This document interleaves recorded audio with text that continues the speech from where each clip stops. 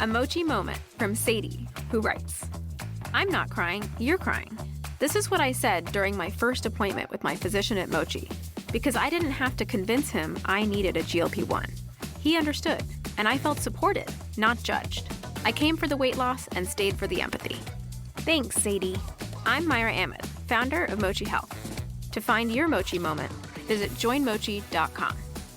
Sadie is a Mochi member compensated for her story.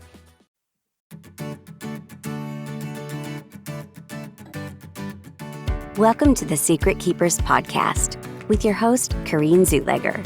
Join us as we uncover the hidden thoughts, stories, and moments that help bring light to the healing power of truth and examine how silence can affect us mentally, physically, and spiritually. We'll also share profound stories, interviews, and transformative narratives to help release ourselves from the hidden and step into healing towards inner peace, joy, and fulfillment. Now, here's your healing strategist and host, Kareen.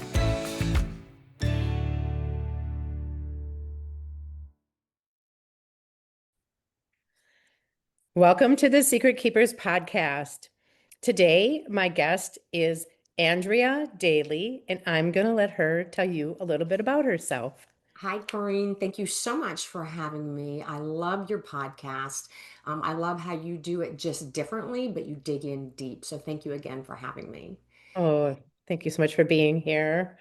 So I am a life coach. I work with women that are going through big life changes, primarily focusing on divorce, empty nesting, relocation, career change, just really kind of starting over. I help them to get the clarity, the confidence, and the courage to really be able to know what their next step is and design their next season, their next chapter exactly how they want it. I love that. It speaks directly to my heart. Even your words that you chose, all the C words, all the good C words that are coming out there. And okay, so at the Secret Keepers podcast, what we like to talk about are the secrets that maybe we've held within our body that they cause a little havoc for us. And with with that secret, right? It doesn't have to be necessarily something that was completely earth-shattering, but it's just something that for whatever reason we kept it within us. And I'm just curious, what was your secret that you were keeping? Okay, so I feel like I might be taking a different twist than what a lot of your people that join you for this wonderful opportunity do because in my life I didn't live like I was actually keeping a secret. Mine is hindsight 2020. And I think a lot of us in life Mhm. get clarity hindsight. Sure. So I went to school in a nutshell, go to school, get educated, totally thought I was going to be this psychologist. I have a master's in psychology, got pregnant. And again, just a little bit of background. I'm a third generation only child. So I get pregnant with my first child, and out of nowhere, I'm like, oh my God, I'm never leaving this child. So I put my career on hold. And then I proceed to have eight more babies, a total of nine children, which I spent 30 plus years home educating and raising. So I was like a domestic engineer. I was the epicenter of this big, hustling, bustling entity. And unfortunately, I was in a very loveless marriage, and my ex just worked, made the money, paid the bills, and I did everything else. So during those, especially 20 solid years, I just kind of just kept going. I think accumulation of a bunch of things, society saying women, don't show any sign of weakness. You just keep pulling up your big girl panties and keep trudging on. You can do this. And so what kind of happened was this became my normal. And I know you talk a lot about mind, body, and soul. And so for 20 years, I had a lot of physical issues. Now, Yeah. aside from the fact I was like a walking cow, I was always nursing. I was either pregnant and or nursing at the same time, which can be really hard on a body for that many years Sure. in a Oh my row. goodness, yes. Yeah, but it was just all of this stress, just this stress. And when I look back, it was so much stress that my body was undergoing, but I never felt like it was stress. It was my normal. I was living with this hyper inflamed nervous system And that was Mhm. just my normal. I didn't sleep. My body was starting to sort of tap out multiple different times, but that was normal for me, including living in this loveless marriage. And so when I look back, if I really had to label it the secret, it was my marriage. You know, my ex was very big into the outward appearance, kind of like that whitewashed tomb. And so, outwardly, in front of other people, it looked like we had a great marriage, even to my children. But behind the closed doors, within the closed doors, it was not. And I just thought that was normal. I just, you know, I would hear other people talk about their relationship, and I was going, well, mine's not like that. But, you know, and I just kind of kept on going. And then layer on religion into that. I was in a very small church for about 10 years that sort of taught a lot about submission and just, you know, make it work. And, you know, it's your job to sort of treat him like the king. And so that's what I did. And it probably saved my marriage about 10 years, but it wore me out. Yeah, and isn't it something how we just keep telling ourselves, well, this is just the way it's got to be. This is, I chose this life. Hmm. I chose this man and I'm married to him and I'm going to do it in air quotes, right? He's a good man, right? He provides for Hmm. me. He, and then we're like, this is just my lot in life. Hmm. Yeah, and I do find that relatable because my mom, that's what she modeled. My dad was an alcoholic and she stayed with him until he died. He died at 59. But she would say, well, this was my lot. This is what, God assigned to me. And it just never sat right with me. I was like, Mom, I just don't think that that's right. I don't think that it was meant for you to suffer. Now, I think it's different when you have two people who are willing to put the work into the marriage, but when it's, kind of one-sided, and I'm hearing a lot of exhaustion in raising children is exhausting, right? Fleeting, right? That exhaustion is fleeting, but you had nine that you homeschooled, so you were literally with them all Mm, the 24/7. time. Yeah. Yes. But thank you so much for sharing that with us because I think there are a lot of women out there who believe, from that standpoint of the church, is that this is just the way it is, and I am to make him my king and do everything that he says. And um, I'm just going to call BS on that. Yeah, but it's really hard when you're deep inside. I mean, you know, Sure. and I'm going to use the word cult very, very, very loosely because I know there's some deep psychological, you know, cult. I'm not using that one, but there's a bit of a cultish tendency where when you're in the thick of it, when you're in the middle of it, and you do as the others do, and you know, Yeah. if you have a belief system in place, then you just follow through. And you know, the church in doctrine that I followed, it actually it made my marriage better because in essence it changed my lens on how I was perceiving things. It carried my marriage longer than it would have if I continued down my original path. Now, whose expense was that at? It was at my expense.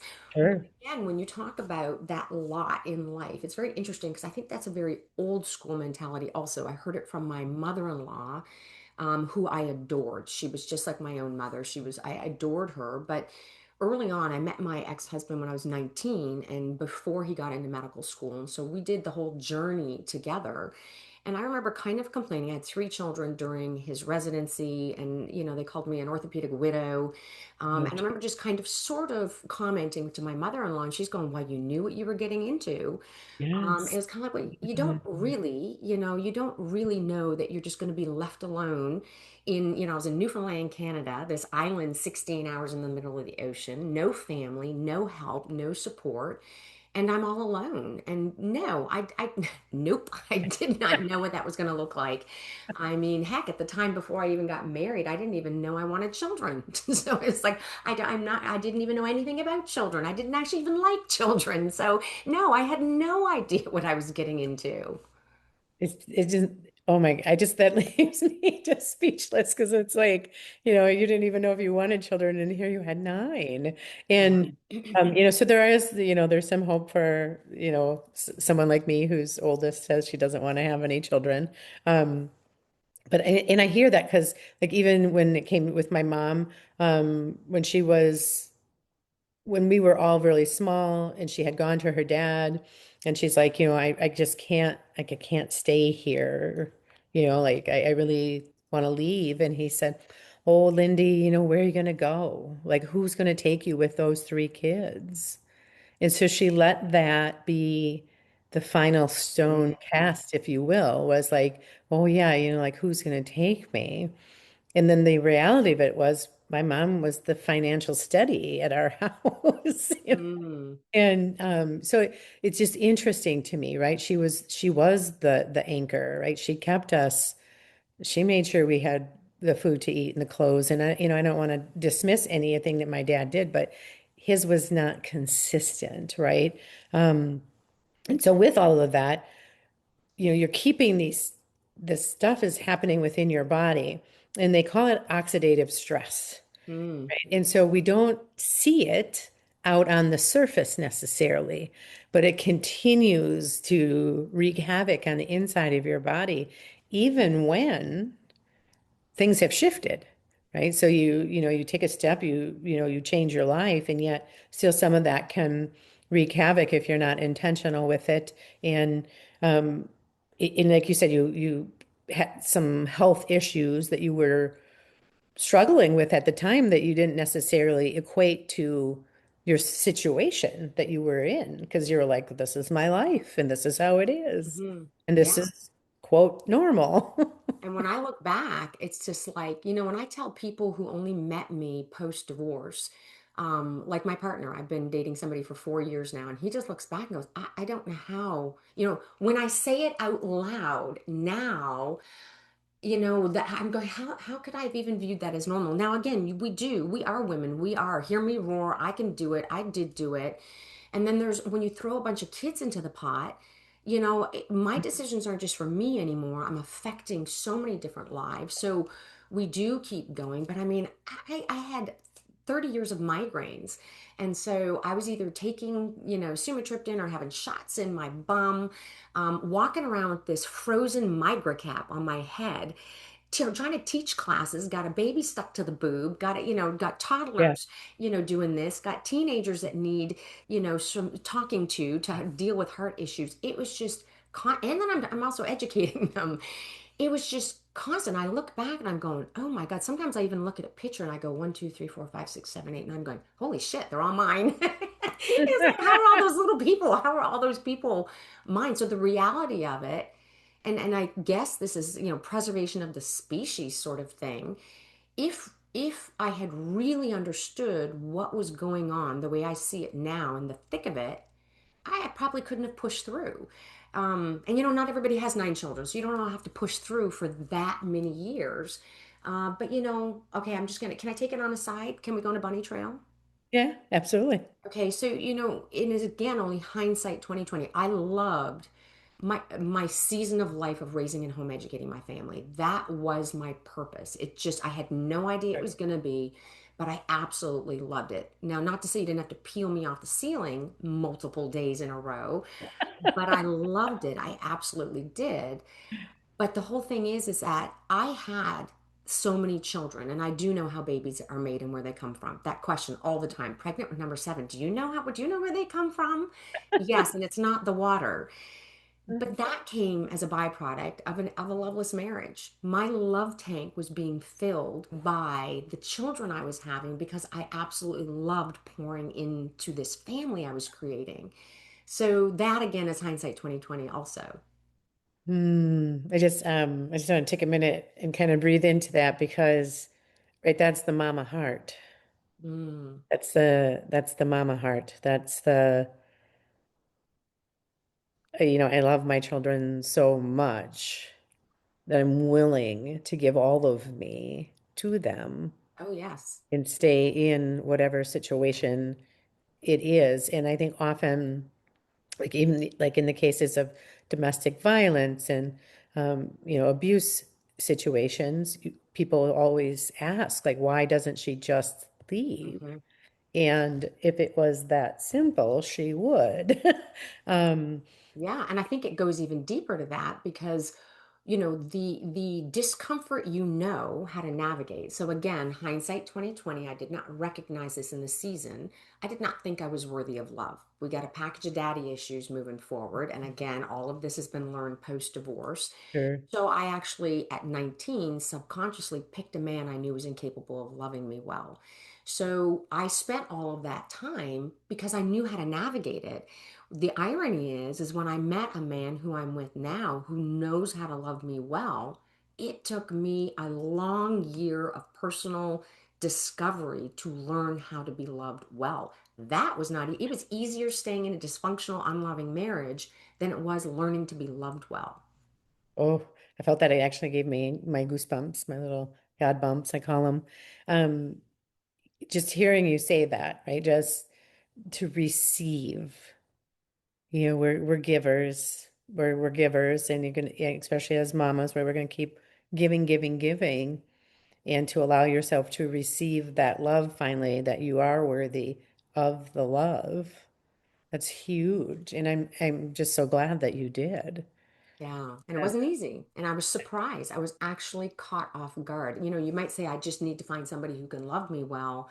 Well, you realize, oh my gosh, this isn't going to happen easy until there's a lot of personal growth that happens within me to open that container, to permit it to sort of enter. Right. And okay, so with that, I was going to ask you, the healing comes in the journey. Mm. What did yours look like? That was one big sloppy mess. So I did not choose my divorce. My ex did. Okay. And again, just saying about the secrets that we sometimes carry that we don't even know we're carrying. My whole community was shocked. My church was shocked. My kids, well, not in the last year beforehand because things kind of crushed and burned the year before within the home. But even some of my kids were just like, "Well, I want a marriage just like my mom and dad." And I'm just thinking, why do you say that? You have no idea what was going on. Yeah. And it's all you knew is the superficial truth, which their dad was really good at painting this great picture on the outside. So he gave me, and at the time I didn't realize it, but he gave me an opportunity to really live my life, my ex, to move forward and create my new chapter. So when he told me he was no longer in love and wanted to be free to create the next pathway in his life, I actually left our marital home because it had been a year prior that of a lot of emotional abuse going on while he was making his big decision that I was unaware of. Mm, So I went to the beach, and I took 5 years and just sort of healed. But before that, um, it was a crash and burn. I didn't understand. I became a real heavy victim. I just fell into the vice of victimhood. I went from being a full-time mom, again, domestic engineer, everybody, I was controlling all this stuff, to 50% mom. I mean, it's like, what did that even look like? You know what oh, it looked like? I was left alone with me for 1 week, every second week. And I'm looking yeah. in the mirror going, who the heck are you? Yeah. I had no idea who I was because as you mentioned earlier, you said, yeah, the mama's heart. I gave everything. I gave my heart and my soul and my mind to raising my children, meaning when I was left alone with myself, I didn't even know who I was. I had no identity. I had no purpose. I very quickly fell into the air quote too much zone. I started doing too much loud music to drown out my thoughts. Music was Wow. blaring all the time because I couldn't stand, I didn't want to deal with the thoughts constantly going through my head. Too much alcohol just to numb the pain. Too much Sure. busyness just to distract me from what my actual reality was. Too much online shopping because I needed a hit of dopamine once in a while. And then I started throwing myself this big, long victim pity party. And when anger and resentment joined that party, oh, my heart started turning so black.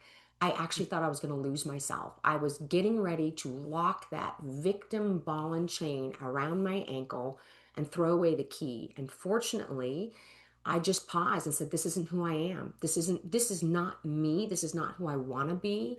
And so that's why I slowly started crawling my way out of the pit. And I truly believe, it's through the ash is the fertile ground. And so I went straight through the fire to get to the other side. And my tool of choice, I tried therapy. It just didn't work for me. I'm a believer in therapy.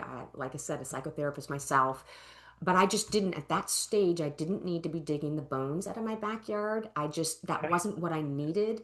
So that's when I went into life coaching. And I knew nothing about life coaching. My mom had actually suggested it.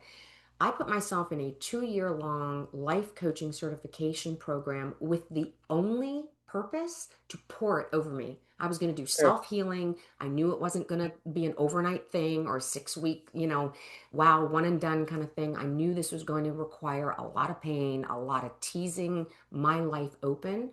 And during that 2 years, my life transformed so much that that's when I realized, oh my gosh, women don't need to do this alone because I was alone. I was broken. I Mhm. didn't know where to go.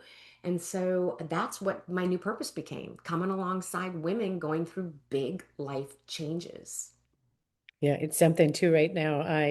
What I'm thinking about is, I know you said you also help women, um, like empty nest, right? I mean, that was me 8 years ago. Our baby is 26 already. Mhm. So, um, thinking about, I too, the running of the children was my life. I was their mom. I ran the whole house and schedules and sports and you name it, It was and your purpose. making sure their needs were met. And I wouldn't change a thing on that. And, I was blessed. I stayed home till the youngest was in second grade. And then I worked for the school, right? So that I could have their schedule and be off with them in the summer. But trying to find that and be able to transition, when if you wait until they're gone, that can be kind of messy. Uh, Hmm. so I knew I did actually have the foresight, at least to see that when our son was entering high school, I thought, okay, what am I gonna do?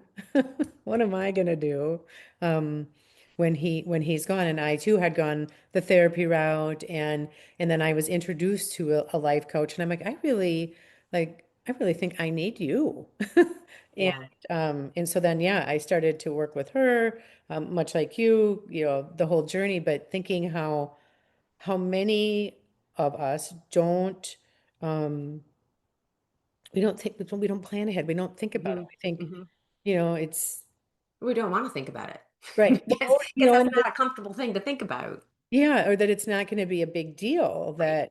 that they're gone because, well, this is the normal thing. Yeah. But too, like with your relationships, if the marriage hasn't been nurtured along the way, right?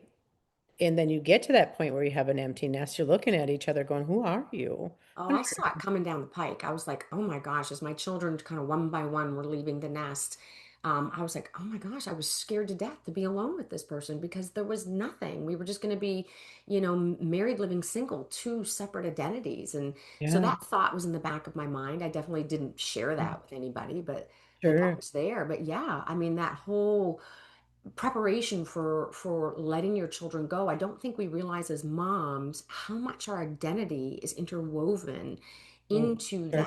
that season of raising our children. I mean, there are heartstrings, right? And so when all of a sudden they leave, we don't realize, okay, well, I just need something else to do. Sometimes that's an easier thing to think about, but we don't realize that our identity is like, well, who am I now? If Yeah. I'm not, mom, who am I? Who do I want to be? And the problem is we still just want mom. We want to be that. And so there's a lot of really deep psychological stuff going on in that transition.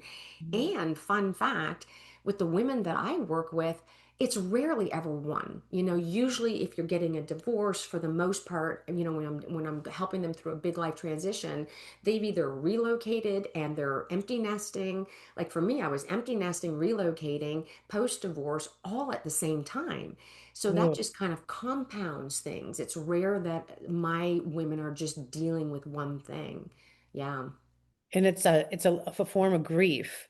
Um, Hmm.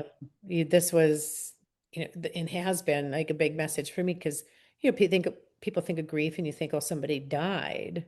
Hmm. Well, somebody did, Yes. right? And in essence, right, this part of you that you believed was you, right? Because it was your identity, Mhm. it's no longer. So there is that death of the former you. Now, like you said, that death could be that you turn into the victim, right? Or that death can be that you transform and you turn into the victor, right? And Right. so you definitely took all of this. And I love that you went through the life coaching for yourself because I did the same thing. And I would say to my husband, I'm like, this isn't necessarily about a business. This is really about me first. And Hmm. then I knew that once I moved through it and I embodied it, that it would be something more Yeah. than just that. But it was, Yeah, yeah. I love my coaching business because it's 24/7. It's like my homeschooling. It was 24/7. Mm, You are a life coach all the time because we are constantly yes. pouring it over ourselves. We're constantly personal growth. I'm always working to enhance my self-awareness, to represent exactly what I teach or the tools that I give, or constantly learn new things to help improve my life so that then I can sort of overflow and pour into others. I find that my kids and even my husband will say, I don't need a coach right now. And I'm like, it's part of me. I'm curious by nature to begin with, so I Mhm. ask a lot of questions. And then it's like, I don't need a life coach. I'm like, how do you want me to switch this off? Like, really? I Yeah. mean, come on. But that gets tossed back at me more than like if my husband would solve somebody's electrical problem Right. because, the electrical mechanical engineer in him can't shut it off. But it's just different. It's like, oh, I don't need a coach. And I was like, yes, yes, you do, but you will have to come to Yes. that on your own. Yes, yes. Well, that's why I always like, especially not as much with my children because I'm not with them 24/7 anymore, but even with my partner, it's like, okay, I have something he wants to talk to me about. It's like, do you want me to the three H's? Do you Mhm. want me to hear, help, or hug? Sometimes that's really important for me to I love that. understand. Yeah. Yeah, am I just sitting here and just, physically holding and supporting, or am I just putting my hearing cap on with Mhm. no coaching feedback? Mhm. That's important for me to flip those toggles in my brain when I'm really wanting to be there for my person.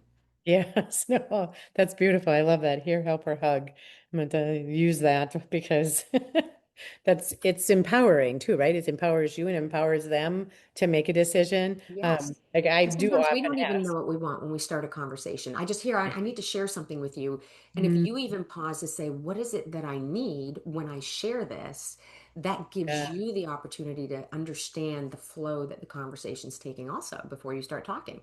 For sure, for sure. I find myself in conversations, like going into the coaching brain part of it and just thinking, okay, why are they telling me this, right? And it's like, oh, okay, no, yeah, get engaged in conversation. But it just happens, right? It's just Yeah. natural.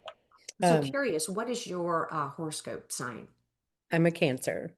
Okay, actually, that's my partner. He's a Cancer. I'm a Sagittarius, and I know that I work a lot with the whole, okay, let's get to the point. What are you telling? Why are you telling me this? What's behind it? A very curious mind, always asking a lot of questions. And sometimes I don't know if it's just what part's just innate in me versus what is the coach that's been trained in me. Sure, sure. Yeah, I think very like I said, I'm very curious by nature. I like to really kind of dig into things and understand.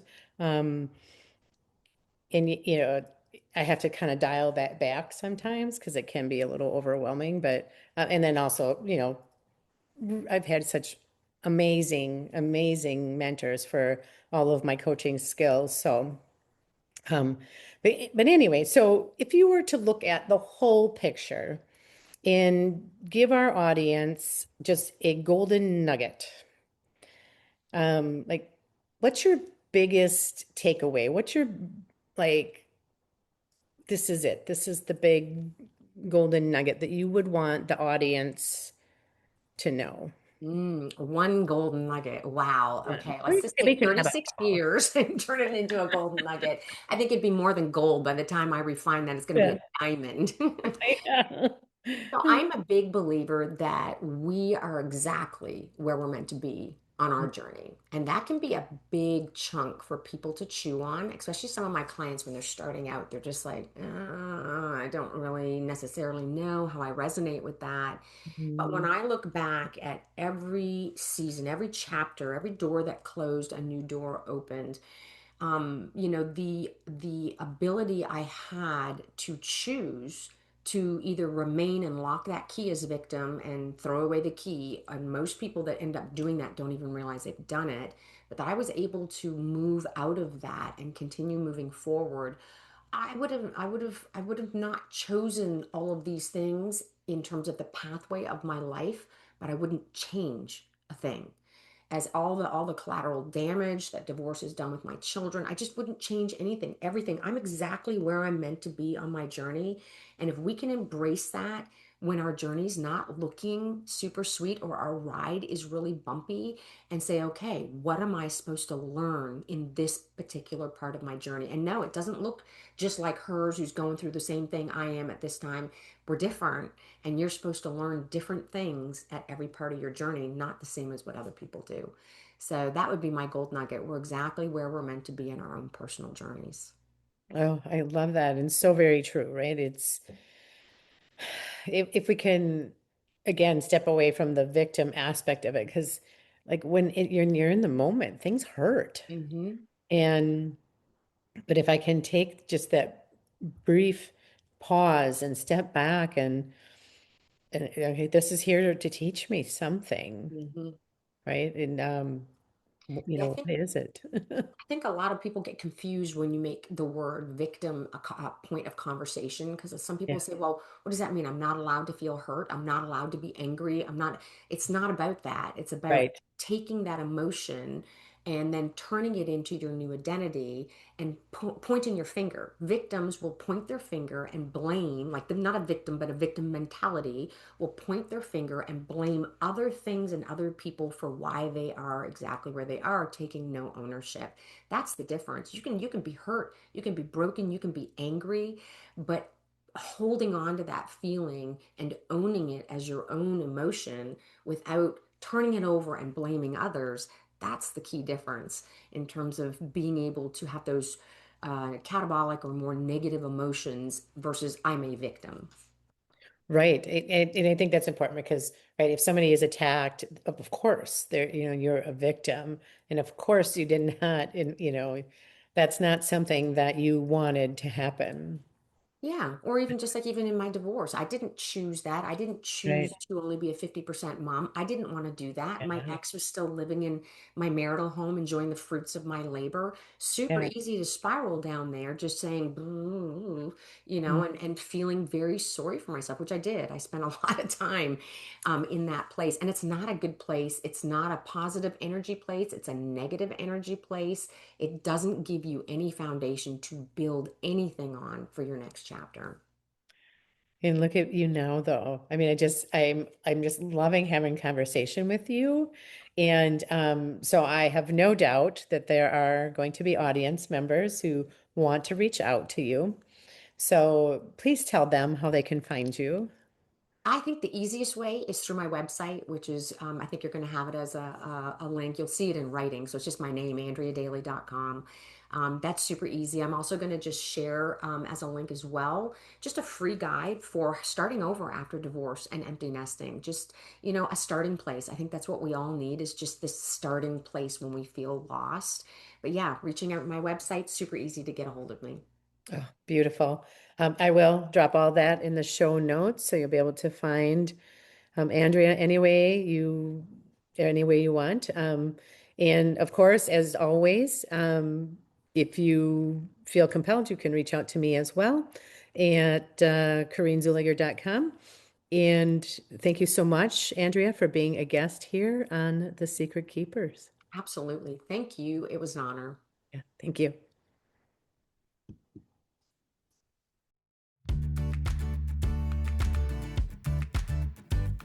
Thank you for joining the Secret Keepers podcast. If you found this episode helpful, please give us a like and follow so we can invite you back. And if you just want more, visit CorrineZuleger.com. Remember, you're not alone.